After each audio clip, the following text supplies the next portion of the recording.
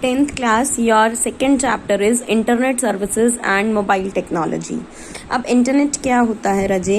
Internet में आपको बहुत सारी सर्विसेज अवेलेबल होती हैं, ठीक है। लोग जो हैं वो डिजायर्ड इन्फॉर्मेशन उनको मिलती है, अपने फ्रेंड्स को ईमेल कर सकते हैं, वीडियो कॉन्फ्रेंसिंग कर सकते हैं, फाइल्स हम लोग स्टोर कर सकते हैं, रिट्राइव कर सकते हैं और पार्टिसिपेट कर सकते हैं डिस्कशन फॉर्म्स में। तो अब हमारे पास यहाँ पर वेब सर्विसेज की डेफिनेशन आ जाती है। तो वेब सर्विसेज क्या होता है? Web services are the software based services that take place when two electronic devices connected by a network communicate over www and HTTP वगैरह। वेब सर्विसेज वो सॉफ्टवेयर होता है जहां पर सर्विसेज प्रोवाइड होती हैं दो इलेक्ट्रॉनिक डिवाइसेज में, ठीक है, जो कि कम्युनिकेट किसके थ्रू करते हैं? www और HTTP के थ्रू कम्युनिकेट करते हैं। उसके बाद इंफॉर्मेशन रिट्राइवल में क्या कह रहा है कि जब एक बार पीसी इंटरनेट से कनेक्ट हो जाता है तो हम लोग इंटरनेट से कोई भी इंफॉर्मेशन लेने के लिए एबल हो जाते हैं, लेकिन उसके लिए हमको एक इम्पॉर्टेंट सॉफ्टवेयर की जरूरत होती है जिसको हम लोग ब्राउजर कहते हैं। तो एक ब्राउजर क्या है? ब्राउजर एक प्रोग्राम है जो आप लोगों को डिफरेंट साइट्स को विजिट करवाता है जो इंटरनेट पर पड़ी हैं, और उन साइट्स पर क्या क्या ऑफरिंग्स हैं, मतलब क्या क्या फंक्शंस अवेलेबल हैं, वो सब आपको बताता है। तो इंटरनेट सर्फिंग क्या होती है? Exploring the web is known as internet surfing. Web पर, इंटरनेट पर कोई भी चीज को सर्च करना वो क्या कहलाता है? इंटरनेट सर्फिंग कहलाता है।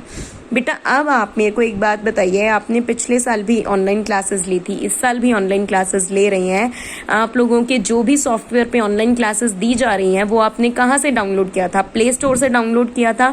उसके बाद आप लोगों ने, टीचर ने जितना भी आपको लिंक सेंड किया आपने वो एक्सेप्ट करके और उसके थ्रू अपने आप को रजिस्टर करवाया उस साइट पर जिस भी साइट पे आपकी क्लासेस होनी है। तो यहाँ पर भी आपको यही कह रहा है कि एक साइट को कैसे आप लोग वो कर सकते हैं कि एड्रेस बार में आपने एक वेबसाइट का एड्रेस डाला है और आपको उसका होम पेज खुल गया, आपने यहाँ पर अपनी पर्सनल डिटेल्स को फिल किया और अपने आप को रजिस्टर कर दिया। उसके बाद ये आप लोगों को कुछ ऐसी साइट्स दी हुई हैं जो कि आप लोगों को कुछ नॉलेज प्रोवाइड करवाएंगी। उसके बाद आपका सेकंड क्वेश्चन बनता है बेटा ईमेल का, सेकंड पार्ट जो है वो ईमेल का बनता है। तो सबसे पहले देखो कि ईमेल होता क्या है। Email stands for electronic mail. It is the most widely used tool to send messages electronically, that is through computer on a network.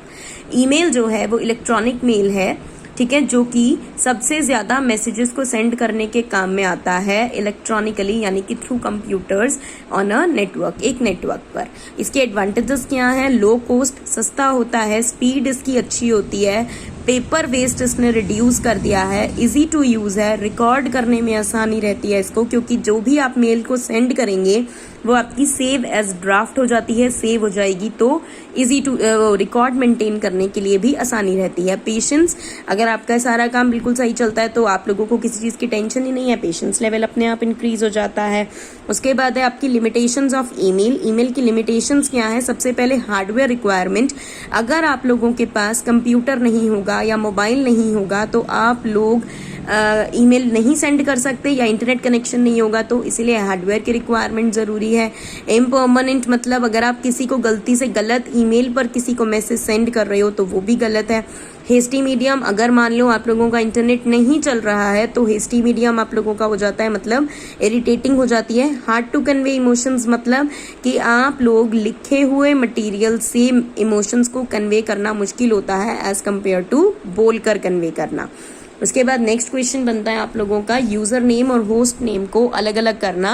ये आपको ईमेल एड्रेसेस दिए हुए हैं, तो याद रखना बच्चे कि @ के लेफ्ट साइड वाला यूजर नेम कहलाएगा, @ के लेफ्ट साइड वाला यूजर नेम कहलाएगा, और @ के राइट हैंड साइड वाला होस्ट नेम कहलाएगा, ठीक है, ओके।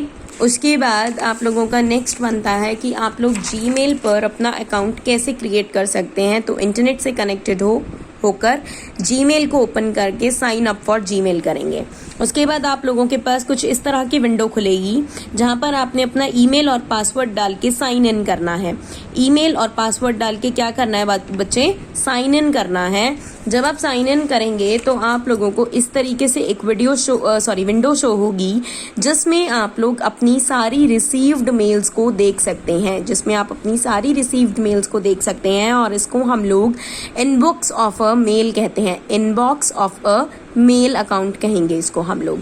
उसके बाद जब आपने एक कोई भी मेल को ओपन किया है इस तरीके से, अगर आपने उसको फॉरवर्ड अगर करना है, नीचे आपको बटन्स दिखाई दे रहे हैं, फॉरवर्ड अगर आप लोगों को करना है तो इसका मतलब सेम मेल ये उस पर्सन को सेंड हो जाएगी।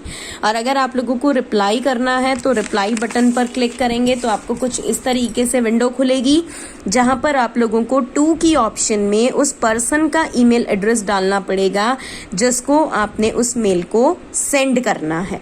ठीक है,